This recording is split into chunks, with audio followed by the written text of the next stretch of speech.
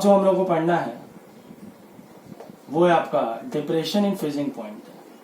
वहां elevation in boiling point था, depression in freezing point delta T F से denote करते हैं इसको, और एलिवेशन इन बॉइलिंग पॉइंट को हम लोग डेल्टा टी बी से डिनोट करते हैं। तो आपका एलिवेशन इन बॉइलिंग पॉइंट का इक्वेशन हम आपको बता चुके थे, डेल्टा टी बी बराबर के बी एम, जहाँ एम आपका मोलालिटी था और डेल्टा टी बी आपका एलिवेशन इन बॉइलिंग पॉइंट था।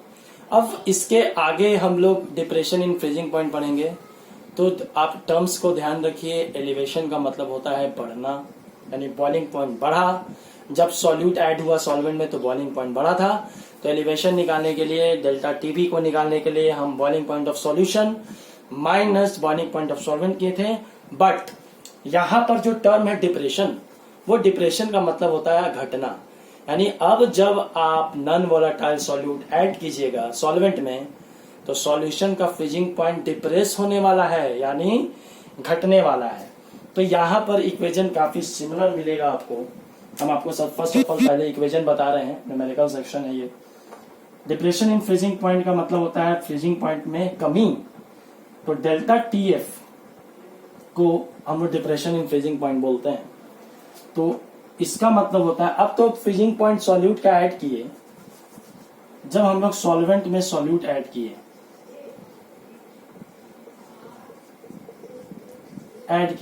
ठीक है, सॉल्यूशन बन गया। तो मान लेते हैं इसका फ्रीजिंग पॉइंट सॉल्वेंट का 10 केल्विन था या 10 डिग्री सी था, ठीक है। और जब सॉल्यूट आप ऐड किए तो फ्रीजिंग पॉइंट डिप्रेस होने वाला है, यानी घटने वाला है। मान लीजिए 7 डिग्री सी हो गया, तो कितना से कमा बाबू? 3 से। कैसे निकाला आपने? सॉल्वेंट का फ्रीजिंग पॉइंट माइनस सॉल्यूशन का फ्रीजिंग पॉइंट। एलिवेशन का उल्टा है, ध्यान रखिएगा। तो डेल्टा टी एफ जो हम लोग निकालने वाले हैं वो आपका हो गया freezing point of solvent minus, confuse मत कीजिएगा, सॉल्यूशन। टर्म से ही पकड़िएगा। डिप्रेशन यानी घट रहा है तो सॉल्वेंट माइनस सॉल्यूशन, एलिवेशन यानी बढ़ रहा है तो सॉल्यूशन माइनस सॉल्वेंट। तो यहां पर भी सेम प्रोसेस है, सेम आपका एक्सपेरिमेंटल ऑब्जर्वेशंस था। एक्सपेरिमेंटली देखा गया कि डेल्टा टी एफ जो है वो भी आपका डायरेक्टली प्रोपोर्शनल टू मोलालिटी है, जैसे आपका डेल्टा टीबी था। इसका एक्सप्लेनेशन हम करेंगे क्यों ऐसा देखा गया, क्योंकि ये these all are colligative properties. अगर आप कोलिगेटिव प्रॉपर्टी का मतलब होता है ऐसा प्रॉपर्टी जो सिर्फ सॉल्यूट के मास पे डिपेंड करे, ना कि उसके नेचर पर, कि वो वोलाटाइल है कि वो नॉन वोलाटाइल है। यानी कोलिगेटिव प्रॉपर्टी का मतलब such type of properties which depend only upon the number of solute particles, their mass, but not upon their nature, तो उसको कोलिगेटिव प्रॉपर्टी बोलते हैं। तो डेल्टा टी एफ जो है एक तरह का कोलिगेटिव प्रॉपर्टी है। डेल्टा टीबी भी एक तरह का कोलिगेटिव प्रॉपर्टी है, जो कि सिर्फ सॉल्यूट के मास पर डिपेंड करेगा। यहाँ पे सॉल्यूट वेट ऑफ सॉल्यूट आता है कि नहीं।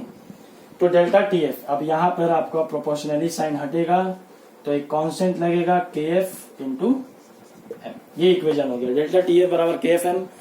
प्रीवियस वीडियो में डेल्टा टीबी बराबर के बी एम था। अगेन दिस इज के एफ इज कांस्टेंट, हम इसको लिखेंगे। के एफ को हम लोग किस नाम से जानते हैं बाबू? तो दिस इज, इनका भी 2 नाम है, क्रायोस्कोपिक कांस्टेंट और मोलल डिप्रेशन कांस्टेंट। 2 नाम इनका है। इनका भी वैल्यू आपको कांस्टेंट वैल्यू बुक्स में दिया हुआ है, क्वेश्चंस में अवेलेबल रहेंगे। मान लीजिए अगर बुक में एनसीईआरटी में क्वेश्चंस में अवेलेबल नहीं है तो आप चार्ट दिया हुआ है बुक में, उनसे देख लेंगे।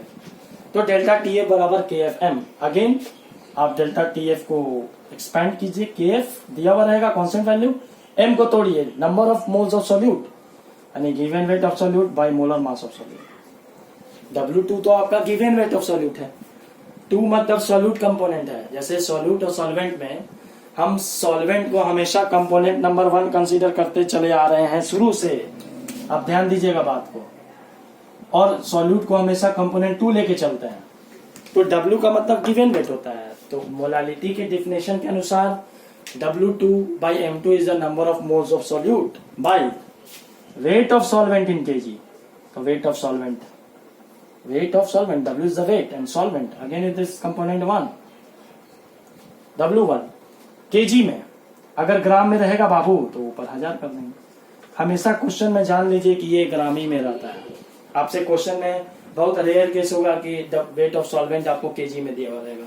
तो डेल्टा टीएफ का फिर आपका इक्वेशन आ गया केएफ इंटू W2 जो कि वेट ऑफ सॉल्यूट है into 1000 by M2 capital M2 which stands for molar mass of solute and into W1 weight of solvent।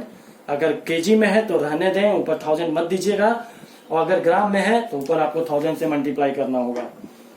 ठीक है, तो ये आपका डिप्रेशन इन फ्रीजिंग पॉइंट का हुआ सेक्शन। ये भी आपका न्यूमेरिकल इससे आपको बनेगा। इसके बाद जैसे आपको प्रीवियस वीडियो में याद होगा, हमने आपको एलिवेशन इन बॉइलिंग पॉइंट का केबी का वैल्यू बताया था लैटेंट हीट ऑफ वेपोराइजेशन से। अब यहां पर बात है फ्रीजिंग का, यानी फ्रीज कर रहा है, लिक्विड सॉलिड में जा रहा है। तो लिक्विड जब सॉलिड में जाता है, फ्रीज कर रहा है, तो यहां पर आपको फ्रीजिंग पॉइंट घटता है।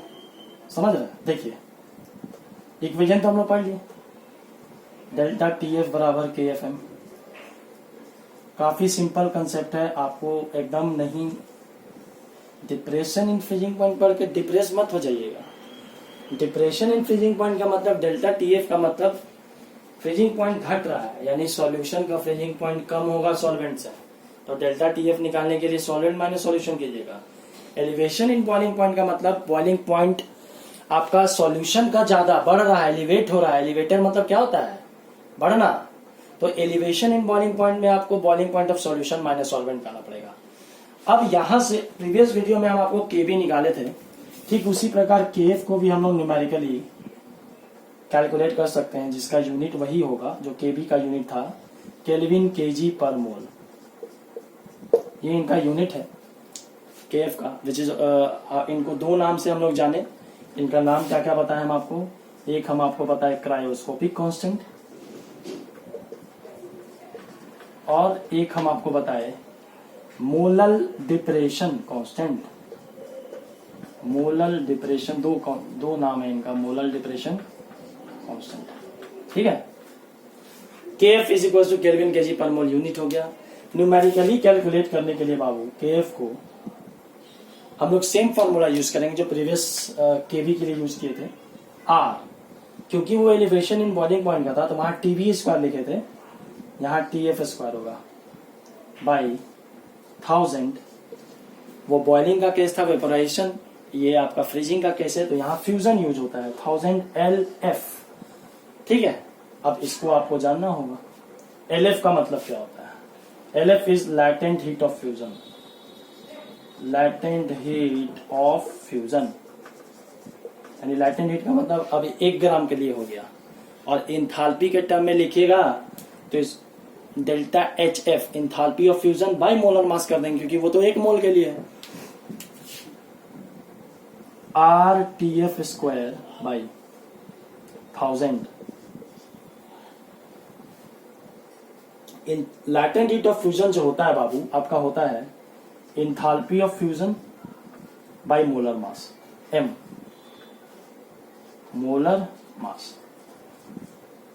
तो यहां पर जो TF है आपका, TF क्या है? वो आपका सॉल्वेंट, प्योर सॉल्वेंट का है, क्योंकि KF जो कांस्टेंट हम लोग निकालते हैं, ठीक है, तो KF जो कांस्टेंट है वो प्योर सॉल्वेंट का होता है। तो यहाँ पर TF जो है वो आपका फ्रीजिंग पॉइंट ऑफ सॉल्वेंट है। हम आपको यहाँ लिख रहे हैं, कोई दिक्कत है?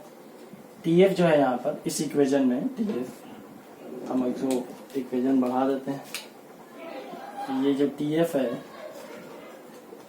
ये जो TF है आपका, this is freezing point of solvent, pure solvent. ठीक है, and LF is equals to latent heat of fusion. अब वेपोराइजेशन नहीं यूज कर सकते हैं, अब तो फ्यूजन टर्म यूज करना पड़ेगा ना। तो लैटेंट हीट ऑफ फ्यूजन जो होता है वो enthalpy of fusion bye molar मास, यानी 1 मोल, ये 1 मोल के लिए है, तो 1 मोल को 1 ग्राम में चेंज करने के लिए उसके मोलर मास से डिवाइड करना होगा। तो LF को हम लोग लिखते हैं enthalpy of fusion bye molar मास। तो ये 1 है, 1 का मतलब आप लोग जानते हैं, this is M1 stands for molar mass of solvent, delta H F is enthalpy of fusion. Delta H को बोलेंगे enthalpy of fusion, enthalpy of fusion. तो ये आपका सेक्शन है depression in freezing point. Freezing point आपका solute के addition पर घटता है, बॉइलिंग पॉइंट सॉल्यूट के एडिशन पर बढ़ता है। इक्वेशन दोनों कंपेरेबल, काफी सिमिलरिटी है दोनों इक्वेशन में। बस वहां बी है बॉइलिंग, यहाँ आपका एफ है। वहां डेल्टा टी बी बराबर के वी एम, यहाँ डेल्टा टी ए बराबर के एफ एम। आप मोलालिटी को बढ़िया से एडजस्ट कीजिए इक्वेशन में और न्यूमेरिकल्स में, आपका क्वेश्चन बन जाएगा। के एफ का वैल्यू दिया रहता है, आपको बिल्कुल भी नहीं घबराना है।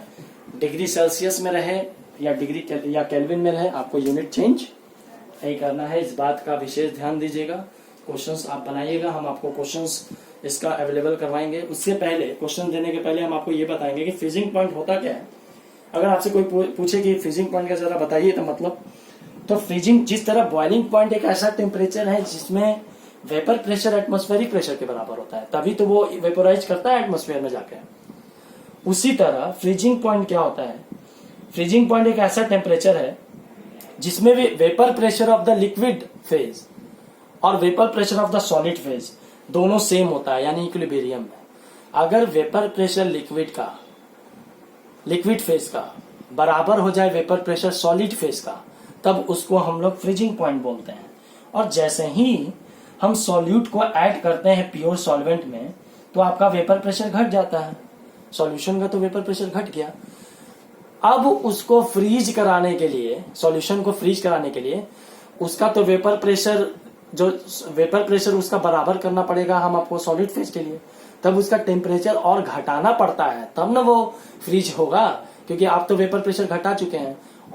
और घटाना होगा उसका वेपर प्रेशर, ताकि उस लिक्विड का वेपर प्रेशर बराबर हो सॉलिड फेज के, तब जाके वो फ्रीज करेगा। इसीलिए इनका सॉल्यूशन का फ्रीजिंग पॉइंट घट जाता है और बॉइलिंग पॉइंट में ठीक उल्टा होता है, बॉइलिंग पॉइंट आपका बढ़ जाता है।